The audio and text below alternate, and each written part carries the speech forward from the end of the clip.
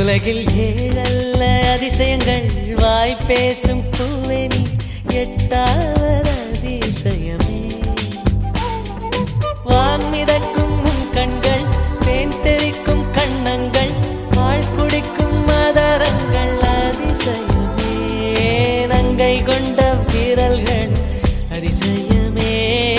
நகம் என்ற கிரீடம் அதிசயமே. அசையும் வளைவுகள் அதிசயமே. கல் தோன்றி மண் தோன்றி கடல் தோன்றும் முன்னாலே உண்டான காதல் அதிசயம். 16 வயதான பருவத்தில் எல்லோருக்கும் படர்கின்ற காதல் அதிசயம். பூவுக்குள் ஒளிந்திருக்கும் கனி கூட்டம் அதிசயம். வண்ணத்து பூச்சியுடம்பில் ஓவி